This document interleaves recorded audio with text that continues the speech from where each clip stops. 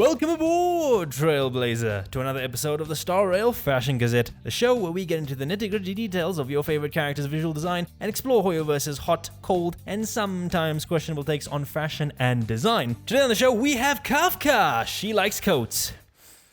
That's it. That's the bio. But as you know, here on the Fashion Gazette, we dive deeper into details than the official bio, and I, for one, don't mind diving into Kafka. But before we get into all that jazz, be sure to drop a like, comment down below, and sub for more Star Rail fashion advice.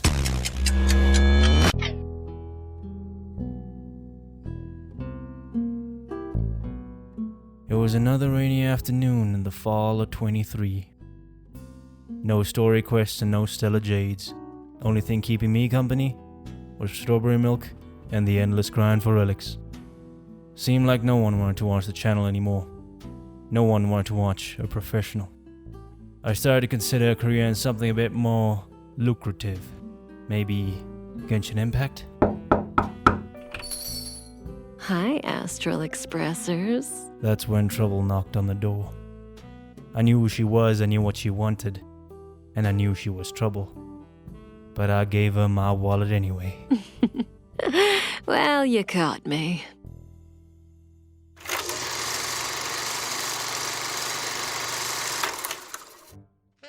Film noir as a genre was popularized in the 1940s. Known for its cynical characters, stark lighting, and existential philosophies, the darkness of these films reflected the Great Depression of the 30s and the World War that followed. These films established a style of cinema that's still recognized till this very day. The black and white cinematography, the hard-boiled detective, and of course, the Femme Fatale.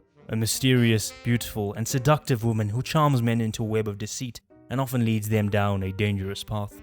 Kafka embodies this image of a femme fatale. The obsession with coats, pearl earrings, white collar shirt, and the heels are all staples when it comes to the dressage of the elegant femme fatale.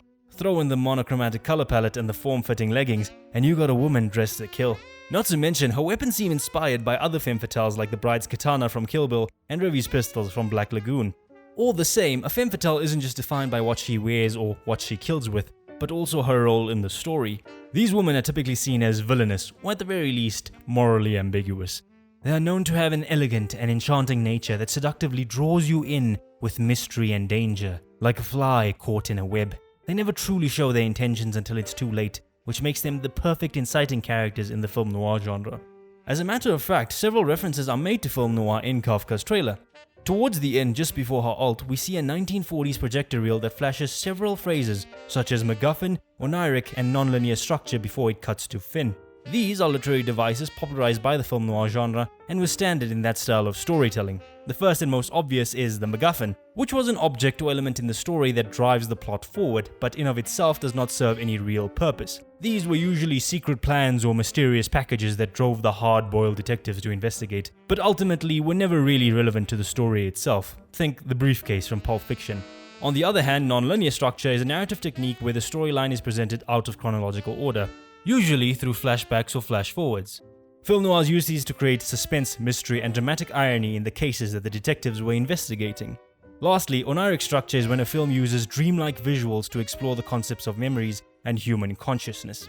You have to understand that film noir as a genre was very cerebral in nature. They were designed to transcend the mundane struggles of everyday life. By creating these dreamlike, unnerving, and bleak stories, we can explore the psyche of characters that walk that tightrope between good and evil. These films are not a commentary on the Great Depression, but rather they implore the audience to examine their own morality and sense of righteousness. This theme of self-examination is very significant to Kafka's character. In fact, even the name Kafka comes from one Franz Kafka, a 20th century novelist that was revered for his surreal and nightmarish style of writing that explored isolation, guilt, and the human condition. Further still, we can also spot several inkblot patterns in Kafka's trailer that are followed by the words, "What do you see?" This is called the Rorschach test. This is a method of psychologically assessing a person's thoughts and emotions by asking them to describe different kinds of inkblots, trying to gauge what they make of the world. Again, there's that theme of self-examination and exploring the human condition. And at every turn, Kafka questions the morality of it all. Good or evil, black or white, femme or fatale, heads or tails? What's your answer?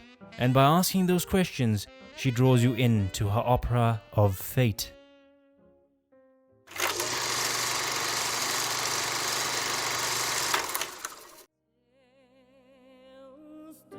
Opera is an Italian art form that tells a story through music and singing. It's a respected form of classical music, as every story beat is dictated by the orchestra and every act is played completely live. There have been many famous operas such as Rigoletto, Don Giovanni, and for our interests, Turandot. Turandot's final piece is called Nessun Dorma, which means let no one sleep, and is also the name of Kafka's banner. In fact, Kafka's eidolons are also Italian operatic terms, being da capo, fortissimo, capriccio, recitativo, doloroso, leggiero. It's me, Mario! All of these terms are used in musical scores to dictate how a certain piece is to be performed and paced, and the person in charge of giving out these instructions and leading the orchestra is usually the conductor, which gives us a hint at Kafka's role in the opera. Kafka loves her music. She is often heard humming. Her phone is decorated with a Camellia album cover, and one of her idols involves her shadow playing the violin. The violin is often considered one of the most elegant and sophisticated musical instruments in the world. Not only is it a beautiful instrument to look at, but it also possesses a certain allure that draws people in and captivates their souls. There's something about the way a violinist manipulates the bows that creates this enchanting sound, which can be likened to fluttering of butterfly wings. The violin is a fascinating instrument because of how it can produce a variety of sounds, from soft and sweet to powerful and dramatic. And because of its depth and versatility, the violin often plays the leading role in the orchestra. Violinists have to be extremely dexterous in producing the desired melody, having to adhere to principles such as bowing and the left hand technique. Bowing obviously involves the right hand creating smooth motions with the bow, but it is the left hand technique that ultimately dictates the melody. The left hand is responsible for stopping the strings and creating different notes, pressing down on the strings with the right amount of pressure in order to lead the music. Fascinatingly enough, Kafka's left hand is adorned with rings, which we often see threads coming out of. Be it in her trailer, splash art, or animations, we know these strings are a source of her power as they manipulate Mara and even the minds of men. And like a skilled violinist, she manipulates these strings, pressing down and orchestrating events to the opera of her creation, as if she were drawing you in and manipulating the webs of fate like a spider.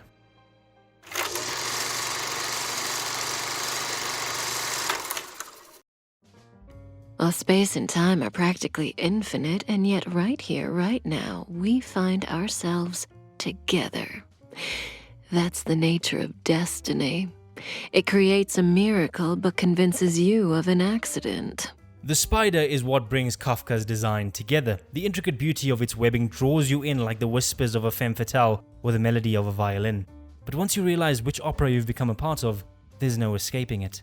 Stylistically, you can spot the spider on the back of her jacket, her left glove, her UI, and of course her ultimate. But what's more prominent is the web pattern that you can find in almost every part of her design. Her shoes, her gloves, her shirt, her jacket, and even the various parts of her kit. All of these have the webbing pattern adorning them. Even the silhouette of her outfit imitates the anatomy of a spider. Making her coat hang off the shoulders and then splitting the tail end divides her upper shape into 8 different limbs. That reminds one of the spider's legs. Not to mention the way she wears her glasses above her foggy eyes echo spiders, who often have 4 to 6 eyes. Interestingly enough though, there is another model of Kafka in the game that does not have the jacket, taking away her arachnid silhouette. And as if to compensate, Hoyoverse also removed her glasses and made her eyes less foggy. It's as if she's no longer the spider that manipulates fate and has rather become a character in the events of the story. But going any further than that would be just pure speculation. Regardless, the Kafka we know is very emblematic of the spider. She skillfully spins silk while meticulously laying out myriad plans. She patiently waits, baiting her prey with feminine charm into a beautiful and intricate web of deceit. And once you're caught in this tapestry of destiny, the only thing left for you is self-reflection and maybe a little bit of fear. Thank you so much for watching. I hope you enjoyed this video. If you did, be sure to like it down below and comment on some of your favorite things about Kafka, and subscribe to the channel if you like content like this. At the time of this recording, we're nearing 1,000 subs, and all I can do is just profess my sincerest thank you to all of you. You guys really encourage me to keep going, and yeah, all I can say is thanks. And yeah, that's all from me, the starward Crusader. Farewell, Trailblazers, and may your journey lead you ever starward. Oh, bye-bye. See if you can surprise me next time.